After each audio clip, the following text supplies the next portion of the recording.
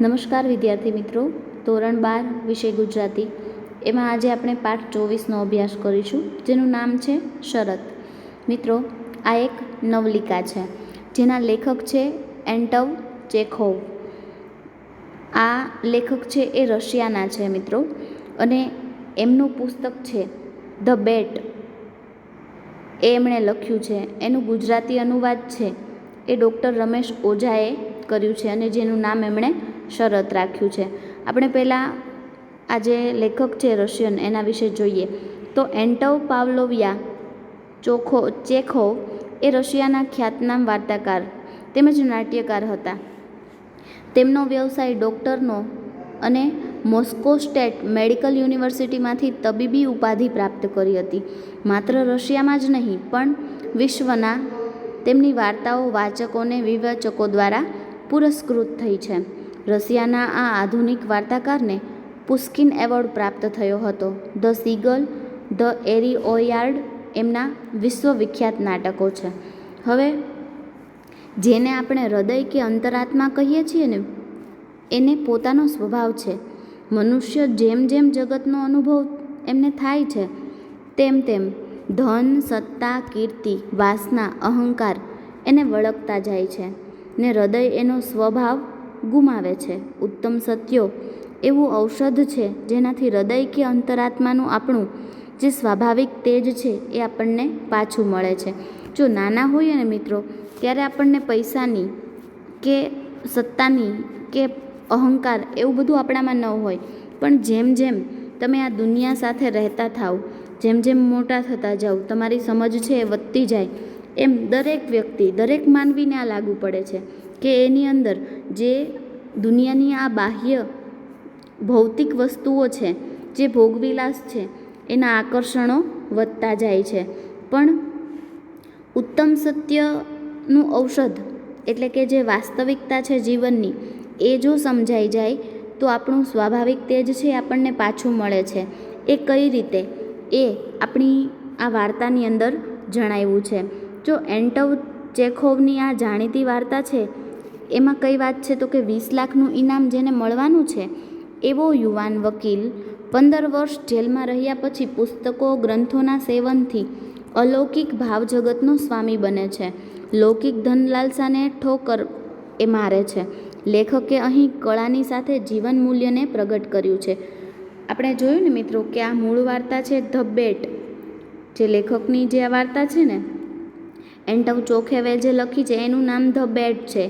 એ ઇંગ્લિશમાં લખાઈ છે. એનું ગુજરાતી અનુવાદ ડૉક્ટર રમેશ ઓઝાએ કર્યું છે, અને આપણી આ નવલિકાનું નામ પડ્યું છે શરત. આ વાત મિત્રો યાદ રાખવાની, પરીક્ષામાં પૂછાઈ શકે. હવે કઈ રીતે આ વકીલ છે એનામાં પરિવર્તન આવે છે એ આપણે આપણી આ વાર્તા દ્વારા જોઈએ. કે પાનખર ઋતુની એક અતિશય ઠંડી રાત હતી. વૃદ્ધ બેંક માલિક યાદ કરતો હતો કે આજથી 15 વર્ષ પહેલાં આવી જ એક ઠંડી રાત હતી જ્યારે એણે એક ભવ્ય મિજબાની ગોઠવી હતી. મિજબાની એટલે કે આનંદ સાથે લેવાતું ભોજન. મિત્રો, આ બેંક માલિક છે એણે એક ભોજનનું આયોજન કરેલું હતું. હવે એ મિજબાનીમાં અનેક બુદ્ધિજીવી હાજર હતા. તે વખતે હાજર રહેલા મહેમાનોએ ભાતની મજાની વાતો કરી. કાયદાની વાતો નીકળતા કડકમાં કડક સજા વિશે ચર્ચા નીકળી. મોટાભાગના મહેમાનોએ મૃત્યુદંડની સજા પ્રત્યે અસંમતિ દર્શાવી, એટલે કે એમાં સંમત ન થયા. એ લોકોએ એવો અભિપ્રાય વ્યક્ત કર્યો કે મૃત્યુદંડની સજા એ એક પ્રકારની જૂની પુરાણી અને અનૈતિક સજા છે.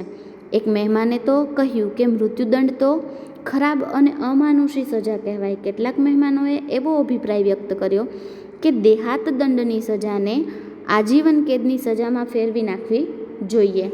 જો મિત્રો, હવે આ લોકો પોતે ભોજન માટે ભેગા થયા છે, ત્યાં સજા વિશેની ચર્ચા ચાલે છે. એમાં મૃત્યુદંડ કે આજીવન કેદ એ બેમાંથી કઈ સજા છે, પહેલાં તો કડકમાં કડક સજા કઈ, અને આ બે સજામાં એ લોકો વચ્ચે ચર્ચા ચાલે છે. બુદ્ધિજીવી એટલે જે લોકો પોતાની બુદ્ધિના ઉપયોગથી ભરણ પોષણ મેળવે છે એવા વ્યક્તિ. અભિપ્રાય એટલે કે મત. આ ત્યાં આવેલા જે લોકો છે એનો મત કેવો છે તો એ આ મૃત્યુદંડની સજા છે એને યોગ્ય નથી ગણતા. એવું કહે છે કે જે આજીવન કેદની સજા છે એ યોગ્ય છે અને મૃત્યુદંડની સજાને આજીવન કેદની સજામાં ફેરવી નાખવી જોઈએ. જો હવે આવી ચર્ચા ચાલે છે ને એમાં વચ્ચે આ બેંકનો જે માલિક છે એ કહે છે, એટલે કે જેણે જમવાનું આયોજન કર્યું છે એ, હું તમારી સાથે સંમત નથી થતો. યજમાન બેન્કરે પોતાનો અભિપ્રાય વ્યક્ત કર્યો. મને એવું લાગે છે કે અન્ય સજાઓ કરતાં દેહાંત દંડની સજા એ વધારે સારી છે. જન્મટીપ કરતાં મૃત્યુદંડ વધુ નૈતિક અને માનવતાભરી સજા છે. દેહાંત દંડ છે એ માણસને તત્કાળ ખતમ કરે છે, જ્યારે જન્મટીપની સજા એ માણસને ધીમે ધીમે ખતમ કરે છે. જો હવે યજમાન એટલે કે મહેમાનને આશ્રય આપનાર, મહેમાનને મહેમાન ગતિ કરાવનાર, એમ એ કોણ છે? તો એક બેંકનો માલિક છે. એ એવું કહે છે, જેણે ભોજનનું આયોજન કર્યું છે એ વ્યક્તિનો મત શું છે? તો એ એવું માને છે કે દેહાંત દંડની જે સજા છે એના કરતાં એ સારી માને છે એને, અને જન્મટીપની સજાને એ સારી નથી માનતો. એ શું કહે છે કે માણસને એક જ ઝટકામાં તરત જ ખતમ કરી દેવો સારો. જન્મટીપથી માણસ ધીમે ધીમે મરે છે, તો એને એ વાત યોગ્ય નથી લાગતી. હવે આ મિજબાનીના આમંત્રિત મહેમાનોમાં આશરે 25 વર્ષનો એક યુવાન વકીલ પણ હતો. હવે આ લોકોની અંદર એક વકીલ પણ છે, એ યુવક છે. જો કેટલા વર્ષનો? 25 વર્ષનો. ઉપસ્થિત બધા જ મહેમાનોમાં એ સૌથી નાની ઉંમરનો હતો. એ યુવાન વકીલનો અભિપ્રાય માંગવામાં આવ્યો ત્યારે એણે કહ્યું કે બંને પ્રકારની સજાઓ અનૈતિક છે, પરંતુ મારે જો દેહાંત દંડ અને જન્મટીપ એ બેમાંથી એકની પસંદગી કરવાની હોય તો હું જન્મટીપને વધુ પસંદ કરું. બિલકુલ ન જીવવા કરતાં કોઈ પણ રીતે જીવવું એ વધારે સારું. જો હવે અહીંયા બેંકના માલિક અને આ વકીલ એ બંનેનો અભિપ્રાય છે એ જુદો જુદો ઠરે છે. એ વખતે મોટાભાગના હાજર રહેનારાઓ પૈકી બેંક માલિક સૌથી વધુ યુવાન અને વળી વધુ પૈસાદાર હતો. વકીલની વાત સાંભળી એ ઉશ્કેરાઈ ગયો અને બોલ્યો. જો મિત્રો, અહીંયા બંને વકીલ અને આ બેંક માલિક એ બંને યુવાન છે એ વાતનો અહીંયા આપણને 2 પેરેગ્રાફમાં ખ્યાલ આપ્યો. શું કામ? તો એ ઉંમર એવી છે મિત્રો કે તમારો મત કે તમારો અભિપ્રાય જો સ્વીકારવામાં ન આવે ને તો તમે ઉશ્કેરાઈ જાઓ. જો અહીંયા આ વકીલ છે તરત જ વકીલે કહ્યું ને તો સામે બેંક માલિક છે એ તરત ઉશ્કેરાઈ ગયો. શું કામ? તો કારણ કે એ યુવાન છે અને સાથે સાથે ખૂબ પૈસાદાર પણ છે. અને એણે શું કહ્યું? એ સાચું નથી. તમે જો 5 વર્ષ પણ એકાંતમાં જેલવાસ ભોગવી શકો તેમ માનતા હો તો હું 20 લાખની શરત મરવા તૈયાર છું. એકાંતના જેલવાસ કરતાં ભાગ્યે જ બીજી કોઈ સજા ઓછી કંટાળાજનક હશે. જો હવે એ બેંક માલિક એવું કહે છે કે એકાંત છે એ એકાંતની સજા કંટાળાજનક છે. એમ એ તો શરત મારવા તૈયાર થઈ ગયો છે. કેટલા? 20 લાખ રૂપિયાનું. તમે ખરેખર સમજીને આ કહી રહ્યા છો? યુવાન વકીલ બોલ્યો. મને શરત મંજૂર છે. હું 5 વર્ષ નહીં પણ 15 વર્ષની સજા ભોગવીશ. 15 વર્ષ? બેંક માલિક બોલ્યો. ખરે સજ્જન, હું 20 લાખનું જોખમ ઉઠાવવા તૈયાર છું. ખરે એટલે કે ખરેખર ને? એમ સાચે સાચ કહો છો તમે? તો હું પણ 20 લાખનું જોખમ ઉઠાવવા તૈયાર છું. કબૂલ એટલે કે મંજૂર છે. એમ તમે 20 લાખનું જોખમ ઉઠાવો છો તો હું મારી સ્વતંત્રતાનું જોખમ ઉઠાવું છું, વકીલે કહ્યું. હવે એ સાંભળીને બેંક માલિકે કહ્યું કે અરે નવયુવાન, તું છેલ્લો નિર્ણય લે તે પહેલાં 2 વાર વિચાર કરી લે. મારે મન તો 20 લાખની કાંઈ વિસાત નથી, પણ તારે માટે તો જિંદગીના 15 ઉત્તમ વર્ષ ગુમાવવાના થશે. તારા જેવા અવિચારી યુવાન બહુ ઓછા હોય. એક વાત ન ભૂલતો કે ફરજિયાતપણે ભોગવવી પડતી સજા કરતાં સ્વયં સ્વીકૃત એવી સ્વૈચ્છિક સજા છે એ વધારે કઠોર હોય છે. હવે બેંક માલિક છે એ આ યુવાન વકીલને સમજાવે છે કે તું હા પાડતા પહેલાં તું વિચારી લે, એમ બરાબર વિચારીને નિર્ણય લેજે, કારણ કે તારા જીવનના ઉત્તમ વર્ષો છે તું કેદમાં વિતાવીશ. એમ અને સાથે સાથે એને એવું સમજાવે છે કે ફરજિયાત આપણે જે સજા ભોગવી પડે ને એના કરતાં સ્વયં સ્વીકૃત એટલે કે આપણે પોતે સ્વીકારેલી આપણી ઈચ્છા પ્રમાણેની જે સજા હોય ને એ વધુ કઠોર લાગે છે, એટલે કે દુઃખ આપનારી હોય છે એમ. પણ યુવાન વકીલ મક્કમ રહ્યો અને અતિશય મૂર્ખાઈ ભરેલી અને અક્કલ વગરની શરતનું પાલન કરવા એ તૈયાર થયો. એટલે કે એવી અવાસ્તવિકતા ભરેલી જે વાત છે એણે સ્વીકારી લીધી. બંને વચ્ચે જે શરતની વાત થઈ છે એમાં બંને યુવાન છે અને બંને પોતાની વાતને મક્કમતાથી સ્વીકારે છે. હવે સજાની શરત પ્રમાણે, એટલે કે હવે બંને જ્યારે શરત રાખવા તૈયાર થયા છે તો એ શરતના નિયમો તૈયાર થાય છે. એ શું એ જોઈએ આપણે, કે સજાની શરત પ્રમાણે એવું ઠરાવવામાં આવ્યું એટલે કે નક્કી કરવામાં આવ્યું શું, તો કે બેંક માલિકના ભાગમાં આવેલા એક સુંદર રહેઠાણમાં આ યુવાને કડક ચોકી પહેરા હેઠળ સજા ભોગવવી. વળી એ શરત નક્કી થઈ કે 15 વર્ષ સુધી વકીલે એ આવાસની બહાર ક્યાંય નીકળવું નહીં, કોઈ માણસને મળવું નહીં, કોઈ માણસનો અવાજ સુદ્ધા એને કાને પડવો જોઈએ નહીં, કોઈ જાતના છાપા કે પત્રો એને અપાશે નહીં. તેમ છતાં એ વકીલ સંગીતના વાદ્યો અને કેટલાક પુસ્તકો રાખી શકશે, પત્રો લખી શકશે અને પોતે જે કંઈ ખાવા પીવા ઈચ્છે તે મેળવી શકશે એવું નક્કી કરવામાં આવ્યું. આવાસમાં રાખવામાં આવેલી નાનકડી બારીમાંથી જ આ વ્યવહાર કરવાનો હતો. હવે જે કંઈ નક્કી થયું, સજાના નિયમો નક્કી થયા એ ખૂબ કડક હતા. પછી આગળ જણાવે છે કે 1870ના નવેમ્બરની 14મી તારીખે 12 વાગ્યાથી સજાનો પ્રારંભ કરવાનો હતો અને એ સજાનો અંત 1885ના નવેમ્બરની 14મી તારીખે બરાબર 12 વાગ્યે આવવાનો હતો. જે શરતો મૂકવામાં આવી હતી એમાંથી એક પણ શરતનો જો ભંગ થાય કે વકીલ કેદી એની જેલમાંથી 2 મિનિટ જેટલો પણ જો વહેલો બહાર નીકળે તો બેંક માલિક એને 20 લાખ એટલે કે કોઈ પણ પાઈ ચૂકવવા બંધાયેલો નહોતો. જો હવે આ નિયમમાંથી કોઈ પણ નિયમનું સહેજ પણ ભંગ થાય તો એ માલિક છે, જે બેંક માલિક, એ એક પણ રૂપિયો એ વકીલને આપે નહીં. એટલા કડક નિયમો અહીંયા ઘડાયા છે. હવે કઈ વાત બને છે એ જોઈએ તો જેલવાસના પ્રથમ વર્ષ દરમિયાન વકીલ જે કેદીને એકલતા ઘણી સાલી. ધીમે ધીમે એ વાંચન તરફ વળ્યો. એણે અનેક પ્રસિદ્ધ પ્રાચીન ગ્રંથો વાંચી નાખ્યા, સંગીતની મોજ માણી અને કલાકો સુધી લખ્યા કર્યું. એ રીતે 5 વર્ષ વીતી ગયા. 6થા વર્ષે એણે અંદાજે એ કેદીએ જુદી જુદી ભાષાઓનો અભ્યાસ કર્યો, તત્વજ્ઞાન તથા ઇતિહાસનું પણ અધ્યયન કર્યું. એ પછીના 4 વર્ષ દરમિયાન એણે અંદાજે 600 જેટલા મોટા મોટા પુસ્તકો વાંચી કાઢ્યા. 10મા વર્ષ પછી તો એ ટેબલ પાસે બેસીને ફક્ત બાઇબલનું જ અધ્યયન તેણે કરવા માંડ્યું. એણે બાઇબલ વારંવાર વાંચ્યું. બાઇબલના વાંચન પછી એણે ઈશ્વરના અસ્તિત્વને લગતા શાસ્ત્રો તથા ધર્મના ઇતિહાસને લગતા પુસ્તકોને હાથમાં લીધા.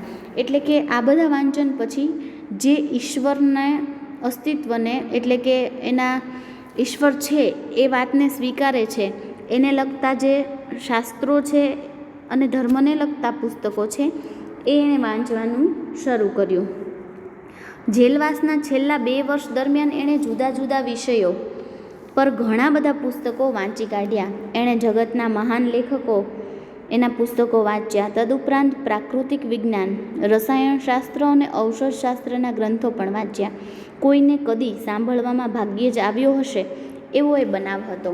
હવે આ જે કેદના વર્ષો દરમિયાન એક બનાવ બને છે. જો મિત્રો આપણે જોઈએ છીએ કે આ યુવાન વકીલ જે કેદી બન્યો છે એ પોતાનો સમય કઈ રીતે પસાર કરે છે એ આપણે જોયું. હવે કયો બનાવ બને છે તો કે પહેલાં એક વૃદ્ધ બેંક માલિકને આ બધી જ વાત છે એ યાદ આવી અને એણે વિચાર્યું કે આવતીકાલે 12 વાગે એ મુક્ત થઈ જશે. અમારી શરત પ્રમાણે મારે એને 20 લાખ આપવા પડશે. હું જો એને એ રકમ આપી દઈશ તો હું બરબાદ થઈ જઈશ. 15 વર્ષ પહેલાં અહીં મળેલા બધા માણસો કરતાં હું વધુ પૈસાદાર હતો, પણ હવે બાજી પલટાઈ ગઈ છે. હું પહેલાં જેવો પૈસાદાર રહ્યો નથી. વર્ષોથી મારી સમૃદ્ધિમાં ઘટાડો થતો રહ્યો છે. એ વકીલ કેદી કેમ મરી ન ગયો? હવે એની ઉંમર 40ની થઈ છે. મારી પાસે બાકી રહેલી છેલ્લી પાઈ પણ એ લઈ જશે, પરણશે અને મજા કરશે, જ્યારે મારે એક ભિખારીની જેમ એની સામે ઈર્ષાથી જોતા રહેવું પડશે. ના, આ તો ભારે થઈ ગઈ. એનું મોત જ હવે માત્ર ઉપાઈ રહ્યો છે. જો હવે આ બેંક માલિકને કુબુદ્ધિ સૂઝે છે, પોતાના પાસેના પૈસા એને દઈ દેવા પડશે. એ વાતથી એને ઈર્ષા થાય છે, કારણ કે હવે એ એટલો બધો પહેલાં જેવો પૈસાદાર નથી રહ્યો. રાત્રિના 3 વાગ્યા હતા. એ અતિશય ઠંડી રાત્રિ હતી. બેંક માલિકે જેલ આવાસની જે ચાવી છે એ લીધી અને લાંબો કોટ પહેર્યો અને ઘરની બહાર નીકળ્યો. જેલ પાસે જઈને એણે 2 વાર ચોકીદારને બૂમ પાડી, પરંતુ કંઈ જવાબ ન મળ્યો. હવામાનથી બચવા ચોકીદારે આશ્રય સ્થાન શોધી લીધું હતું અને હવે ક્યાં જઈને ઊંઘી ગયો હતો, ક્યાંક જઈને, એ ખબર નથી. હવે વૃદ્ધ બેંક માલિક છે એ વિચારવા લાગ્યો કે હું જો મારા ધાર્યા પ્રમાણે કરું તો લોકોને સૌપ્રથમ શંકા ચોકીદાર પર પડશે. તે જેલના બારણા પાસે ગયો. એણે નાનકડી બારીથી અંદર ડોકિયું કર્યું. કેદીના ઓરડામાં મીણબત્તી સળગતી હતી. કેદી ટેબલ પર બેઠો હતો. કેદીની પીઠ સિવાય કશું દેખાતું ન હતું. ટેબલ પર અને ટેબલની બાજુમાં પાથરેલી જે શેતરંજી છે એના પર ખુલ્લા પુસ્તકો દેખાતા હતા. હવે 5 મિનિટ પસાર થઈ ગઈ. કેદી હજુ હાલતો ચાલતો ન હતો. બેંક માલિકે બારણા પર ટકોરા માર્યા, તેમ છતાં કેદી હાલ્યો ચાલ્યો નહીં. ત્યારબાદ બેંક માલિકે બારણાનું તાળું તોડ્યું. એ ઓરડામાં દાખલ થયો અને એણે એ પાતળા અને દુબળા થઈ ગયેલા એ માણસને, એટલે કે વકીલને એણે જોયો. નિંદ્રામાં ડૂબેલો હતો. એની નીચે એમની બાજુએ વળેલા એના મસ્તકની સામે એક કાગળનો ટુકડો પડ્યો હતો, જેમાં સુંદર હસ્તાક્ષરમાં કંઈક લખ્યું હતું.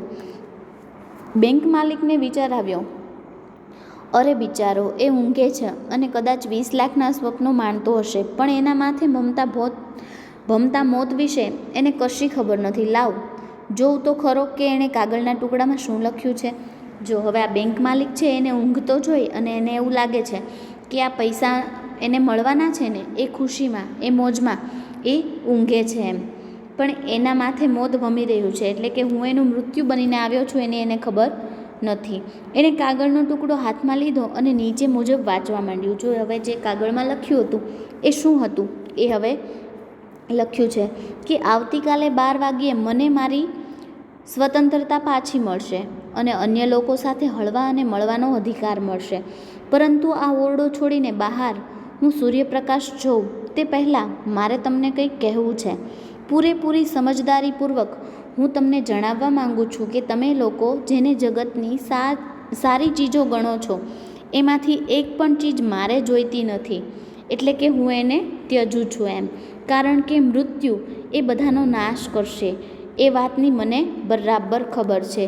જો મિત્રો પોતે જે કંઈ કેદ દરમિયાન વાંચન કર્યું છે, જે અનુભવ્યું છે, એના દ્વારા એને એક વાત સમજાઈ ગઈ કે મૃત્યુ છે એ આ બધી જ વસ્તુનો નાશ કરશે. કારણ કે તમે જ જો જે વસ્તુને ભોગવવી છે, પૈસા છે, સત્તા છે, એ ભોગવવી છે, પણ તમે જ ન રહ્યો તો, અને એ બધી વસ્તુ પણ નાશવંત જ છે, એ વાત એને સમજાઈ ગઈ છે.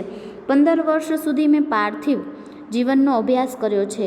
એ ખરું છે કે એ દરમિયાન મેં નથી માણસને જોયો કે નથી ભૂમિને જોઈ, પણ પુસ્તકો દ્વારા મેં ગીતો ગાયા છે, હરિયાળા જંગલો, ખેતરો, નદીઓ, સરોવરો અને નગરો પણ જોયા છે. વળી મેં ચમત્કારો સર્જ્યા છે, ધર્મનો ઉપદેશ આપ્યો છે અને આખાને આખા સામ્રાજ્યો જીતી લીધા છે.